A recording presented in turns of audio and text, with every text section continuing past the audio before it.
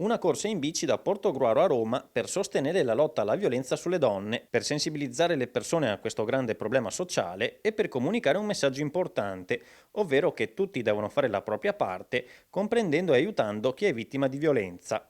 Protagonista dell'iniziativa è la 56enne ciclista portogruarese Orietta Casolin, che ha voluto fortemente questo progetto, dandogli il nome Una corsa per un'amica. Una corsa per un'amica è rivolto a tutti, a tutte quelle persone che possono aiutare una persona ad uscire dal mondo della violenza. L'idea di questo progetto è maturata percorrendo delle vie dei piccoli comuni limitrofi al comune dove io abito e trovando nel mese di novembre dei simboli dedicati alle vittime di femminicidi nel nostro paese, per cui una volta lette tutte le dediche, tutte le poesie, la cosa mi ha fatto riflettere, dopodiché ho maturato l'idea di portare un aiuto a tutte le donne, per cui è maturata questa idea di questo viaggio attraverso l'Italia.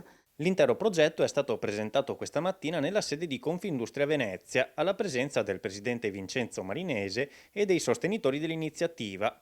Un'impresa che la stessa Confindustria Venezia Rovigo ha voluto sostenere, mettendo a disposizione della sportiva e del suo staff un camper come supporto logistico. La scelta del camper è simbolica proprio per quello che diceva lei. Il camper è il momento del rifugio, è il momento del ristoro, è il momento in cui si riprendono le energie. Quel luogo diventa in quel momento la propria casa. Bisogna essere parte integrante di un aspetto sociale e bisogna evitare di girarsi dall'altra parte. Le donne del nostro territorio e degli altri territori e del nostro sistema tutto si sono messe in gioco e hanno detto: noi vogliamo far parte di questa scommessa e vogliamo stare accanto ad Orietta, e così sarà.